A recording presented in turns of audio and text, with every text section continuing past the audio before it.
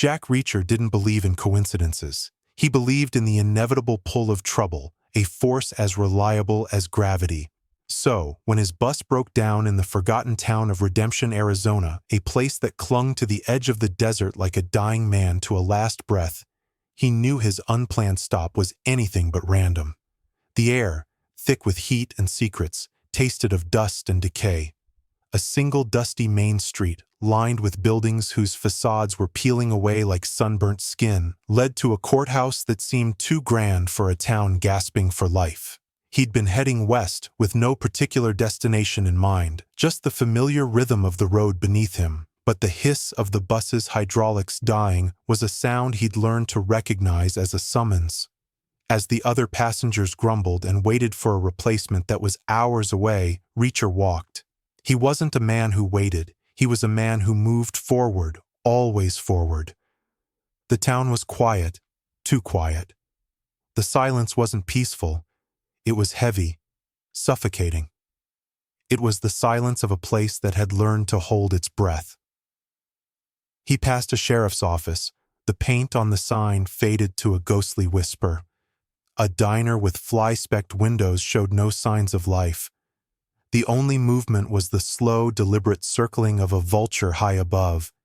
He found a bar at the end of the street, its neon sign flickering like a dying heartbeat.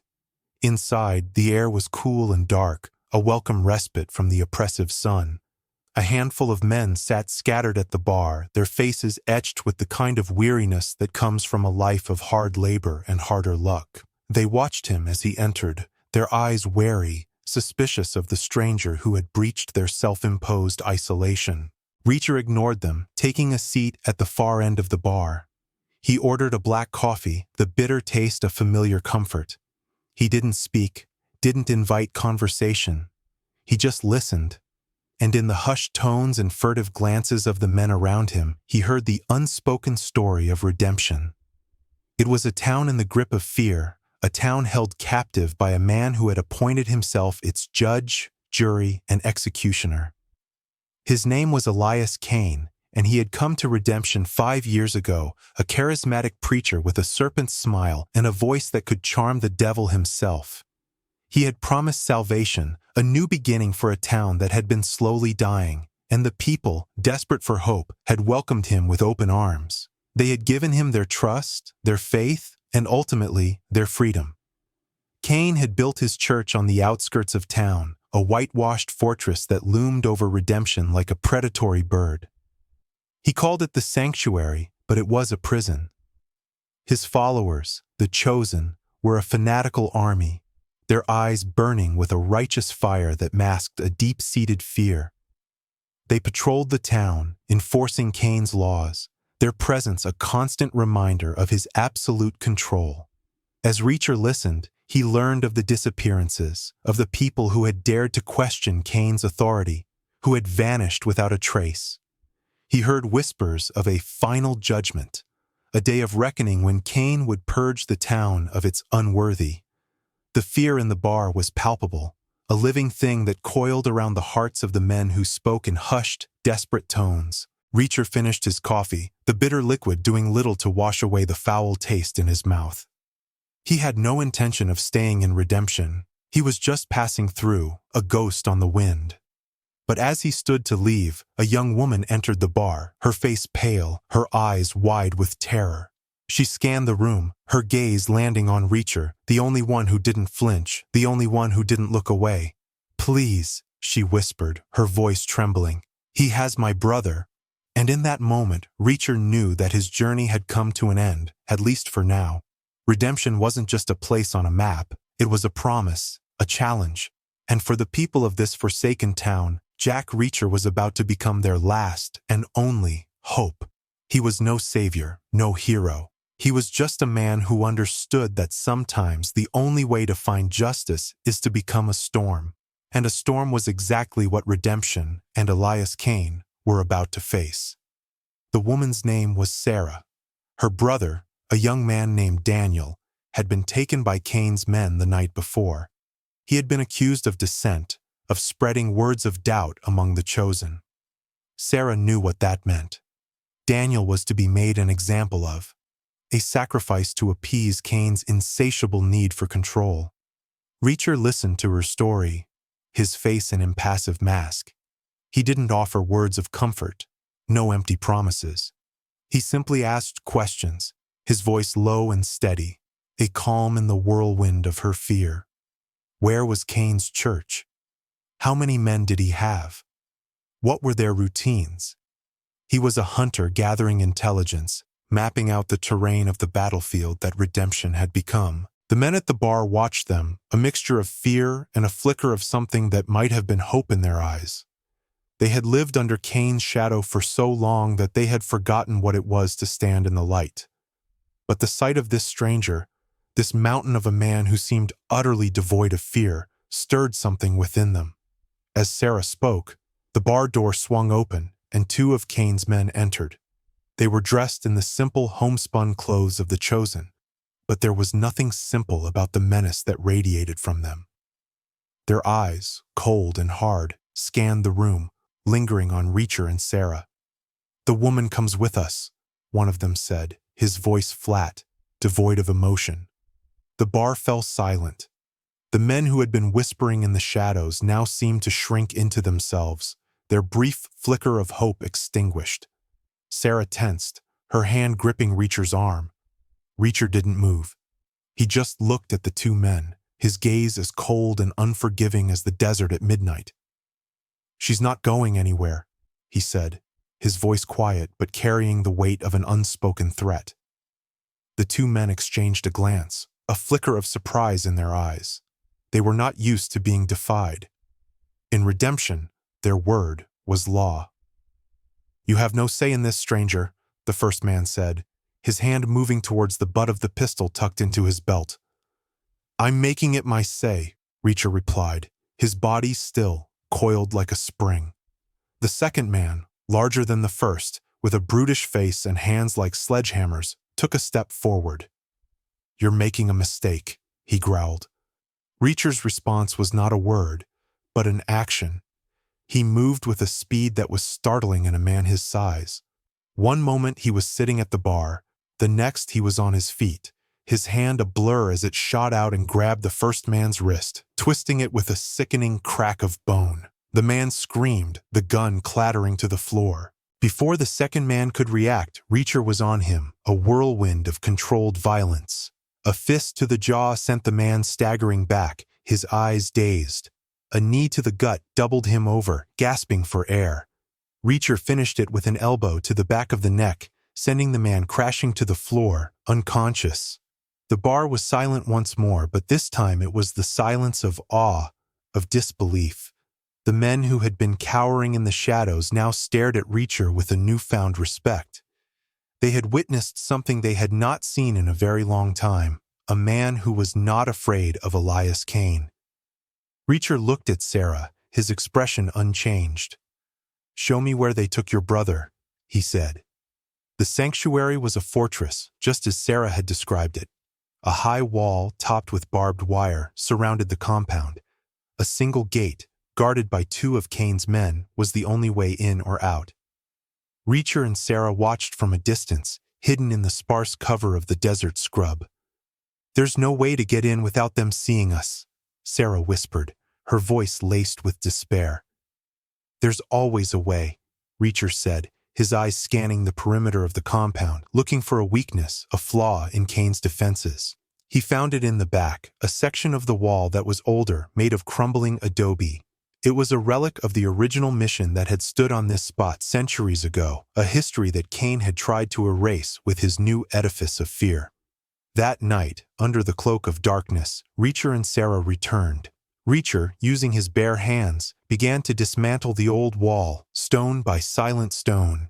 It was slow, arduous work, but Reacher was a patient man. He was a force of nature, as relentless and unstoppable as the desert wind. Once inside, they moved through the shadows, wraiths in the night.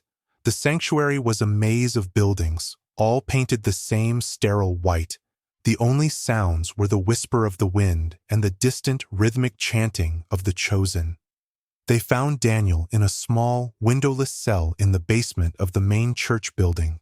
He was bruised and bloodied, but his spirit was not broken. When he saw Sarah, his eyes lit up with a mixture of relief and fear. "You shouldn't have come," he whispered, his voice hoarse. "Cain will kill you both." "Not tonight," Reacher said, his voice a low rumble. He broke the lock on the cell door with a single powerful kick. Getting out was harder than getting in. Their escape did not go unnoticed. An alarm shattered the silence, and the sanctuary erupted in a flurry of activity. The chosen, their faces contorted with a mixture of righteous fury and blind panic, swarmed out of their barracks, their shouts echoing in the night. Reacher, with Sarah and Daniel in tow, fought his way through the chaos. He was a whirlwind of destruction, a force of pure, unadulterated violence. He moved with a brutal efficiency, his fists and feet a blur of motion. He was not a man who enjoyed violence, but he was a man who was very, very good at it. They made it back to the crumbling wall, the shouts of their pursuers growing louder behind them. Reacher helped Sarah and Daniel through the opening, then turned to face the oncoming horde. He was one man against an army, but in that moment, under the cold, indifferent gaze of the desert moon, he was more than enough. He fought with a ferocity that was terrifying to behold. He was not just fighting for his life, he was fighting for the soul of a town that had lost its way. He was fighting for the memory of every man and woman who had disappeared into the maw of Cain's fanaticism. He was fighting for the simple, unassailable truth that no man has the right to rule over another. As the first rays of dawn painted the desert sky, the last of the chosen fell. Reacher stood amidst the carnage, his body bruised and battered, but his will unbroken. He had faced down the darkness and emerged into the light. The final confrontation took place in the church, the heart of Cain's power. The self-proclaimed prophet was waiting, his face a mask of cold fury. He was not a man who was used to being challenged, to having his authority questioned. He saw himself as a god, and Reacher was the ultimate blasphemy. The church was filled with his remaining followers, their eyes wide with a mixture of fear and adulation. They were a flock without a shepherd, lost and confused. They had given their lives to Cain, and now they were faced with the terrifying possibility that their God was a fraud. "You have brought chaos to my sanctuary," Cain said, his voice booming through the cavernous space.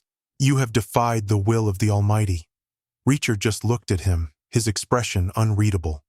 "You're no God," he said, his voice quiet but carrying the weight of absolute conviction. "You're just a man, a small man who preys on the weak." Cain's face contorted with rage. He lunged at Reacher, a ceremonial dagger clutched in his hand. But he was no match for the man who had faced down armies. Reacher disarmed him with a contemptuous ease, the dagger clattering to the floor. He didn't kill Cain. That would have been too easy. That would have made him a martyr, a legend in the eyes of his followers. Instead, he did something far more devastating. He exposed him for what he was, a coward, a fraud. A man who had built his kingdom on a foundation of lies. He dragged Cain out into the morning sun, into the town square where the people of redemption had gathered. They had heard the sounds of the battle, had seen the smoke rising from the sanctuary. They had come to see for themselves if the nightmare was finally over. And when they saw their self-proclaimed God, stripped of his power, of his authority, they saw him for what he truly was, a man, just a man. And in that moment, the spell was broken. The fear that had held them captive for so long began to dissipate, replaced by a tentative, fragile hope. Reacher didn't stay to see the aftermath. He was not a man who lingered. His work in redemption was done. He had not come to be a hero, to be a savior. He had simply come to do what he did best, to right a wrong, to balance the scales. As he walked away from redemption, the town was already beginning to heal. The people were talking, laughing, their voices no longer hushed whispers. They were taking back their town, their lives, their freedom. The bus that had been promised had finally arrived. Reacher climbed aboard, taking a seat by the window. He looked out at the town of redemption, a place that had been to hell and back. It was a small town, a forgotten town, but it was a town that had been given a second chance. As the bus pulled away, Reacher didn't look back. He was already thinking about the road ahead, about the next town, the next wrong that needed to be righted. He was Jack Reacher, a man with no home, no destination, no purpose other than the one he made for himself, one town at a time. The last judgment had been delivered, not by a self-proclaimed god in a whitewashed church, but by a drifter, a ghost on the wind, a man who understood that true justice is not found in the words of a holy book, but in the actions of a righteous man. And for the people of redemption, that was more than enough. It was everything. He rode in silence, the desert landscape a blur outside his window. The sun was a relentless, unforgiving eye in a cloudless sky.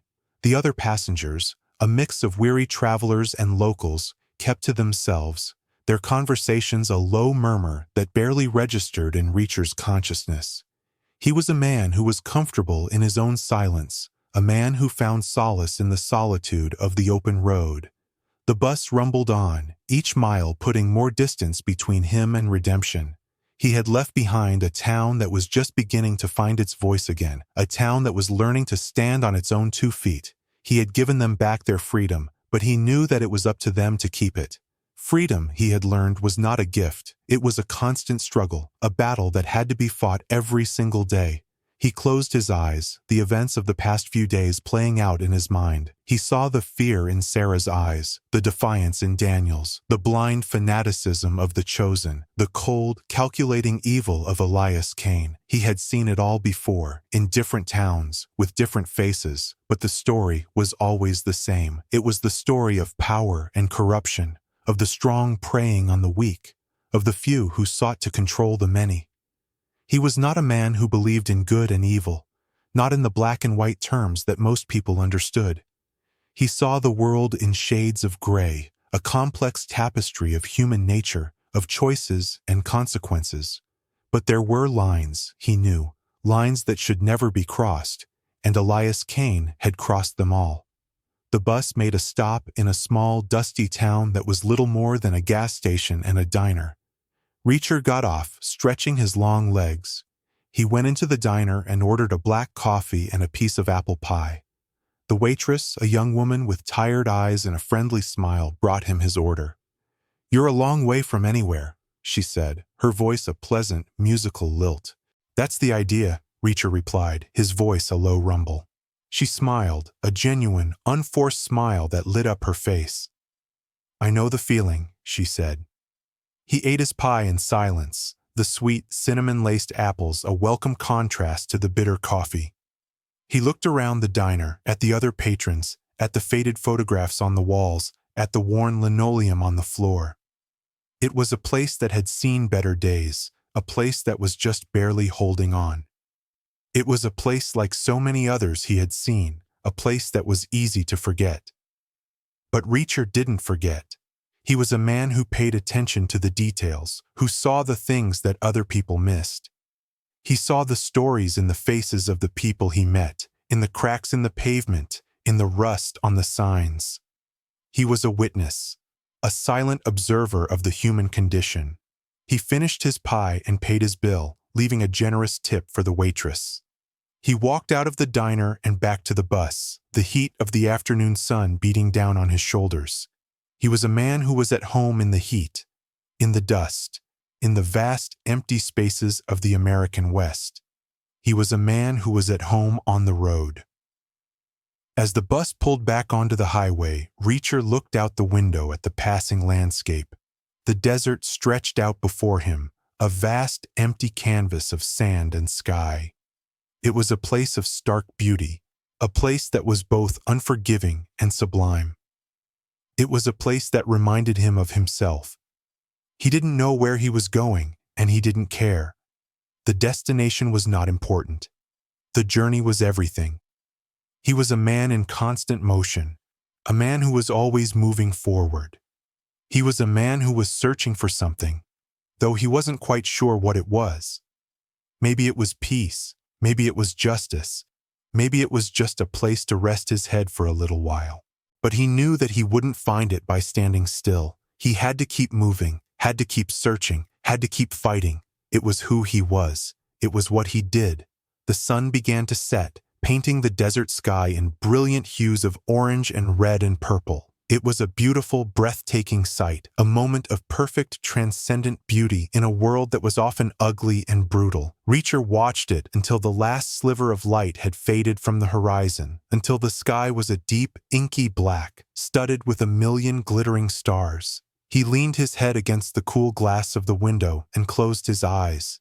He was tired, but it was a good kind of tired, the kind of tired that comes from a hard day's work, from a job well done. He had faced down a monster and had won. He had brought a little bit of light into a dark place, and for now, that was enough. The bus rumbled on through the night, a tiny, insignificant speck in the vastness of the desert. Inside, a man sat alone, a man with no name, no past, no future. A man who was nothing more than a ghost on the wind, a drifter on a lonely road, a man who was and always would be Jack Reacher. And as the miles rolled by, he slept, dreaming of the open road, of the next town, of the next adventure that was waiting for him just over the horizon. The last judgment had been rendered, but for Jack Reacher the trial was never truly over. It was a life sentence, a burden he carried with him wherever he went, and he wouldn't have it any other way.